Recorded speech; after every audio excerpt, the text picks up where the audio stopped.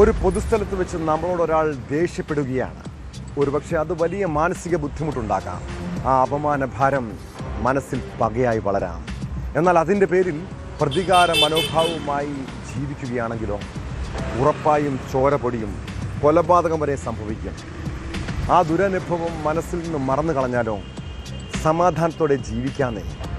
എന്നാൽ തിരുവനന്തപുരം നെയ്യാറ്റിൻകരയിലെ മനുവിൻ്റെ ജീവനെടുത്തത് ഒരു വാക്ക് തർക്കത്തിൻ്റെ കണക്ക് ചോദിക്കാൻ പോയപ്പോഴാണ്.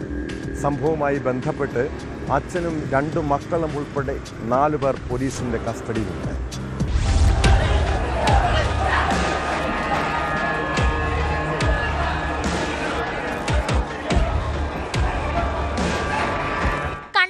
കുഴിപ്പള്ളം സ്വദേശിയായ പൊടിയൻ എന്ന് വിളിക്കുന്ന ബിജു, ഇയാളുടെ മക്കളായ അമ്പാടി, മിഥുൻ, ഇവരുടെ സുഹൃത്തായ 17കാരൻ എന്നിവരാണ് കാഞ്ഞിരംകുളം പോലീസിന്റെ പിടിയിലായത്. രാത്രി 10:30 സംഭവം.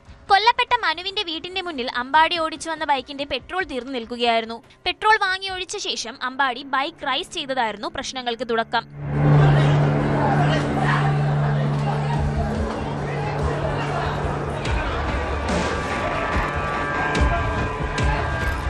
ബൈക്കിന്റെ ശബ്ദം കേട്ടെത്തിയ മനുവും അമ്പാടിയുമായി വാക്കേറ്റത്തിലായി. തുടർന്ന് പിരിഞ്ഞുപോയെങ്കിലും അമ്പാടിയുടെ വീട്ടിലേക്ക് മനു കത്തിയുമായി എത്തി ബഹളമുണ്ടാക്കി.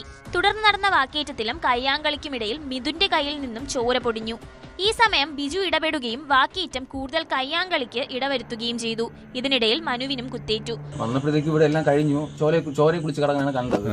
കണ്ട സമയത്തേക്ക് ഞാൻ പിന്നെ അവർക്ക് വെള്ളമൊക്കെ വേണമെന്ന് പറഞ്ഞാൽ അങ്ങനെ വെള്ളമൊക്കെ എടുത്തു കൊടുത്തു. അത്ര അല്ലാതെ എനിക്ക് ആ സമയത്ത് ആരെ കൊണ്ടുവന്ന് കുറച്ച് പേരുണ്ടായിരുന്നു സാറേ. എനിക്ക് കറിയാം, കറക്റ്റായിട്ട് അറിയില്ല. മനു അല്ലാതെ വേറെ ആരുണ്ടായിരുന്നു? മനു അല്ലാതെ മനുവിന്റെ ചന്തു എന്ന് പറഞ്ഞൊരു പയ്യൻ അവിടെ മുകളിലുള്ള അവ ഉണ്ടായിരുന്നു. പിന്നെ ജയൻ എന്നൊക്കെ പറഞ്ഞു. അവരൊക്കെ ഇവിടെ അപ്പം നിൽക്കുകയാണ് സ്പോട്ടിൽ. ആ സമയത്താണ് ഞാൻ വന്ന് കണ്ടത്. പരിക്കേറ്റ 2 പേരെയും നെയ്യാറ്റിൻകര ജനറൽ ആശുപത്രിയിൽ എത്തിച്ചുവെങ്കിലും മനുവിന്റെ മരണം സ്ഥിരീകരിക്കുകയായിരുന്നു. തുടർന്ന് ഇരു വിഭാഗങ്ങൾ തമ്മിൽ ആശുപത്രിയിൽ ഏറ്റുമുട്ടി. നെയ്യാറ്റിൻകരയിൽ നിന്ന് പോലീസ് എത്തിയായിരുന്നു ഇവരെ പിരിച്ചുവിട്ടത്. മനുവിന്റെ മൃതദേഹം പോസ്റ്റ്മോർട്ടത്തിനു ശേഷം ബന്ധുക്കൾക്ക് വിട്ടു നൽകി.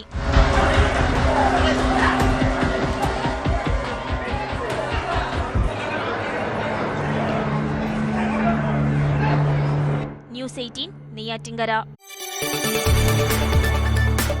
കൂടുതൽ വാർത്തകൾക്ക് News 18 Keralam YouTube channel subscribe ചെയ്യുക.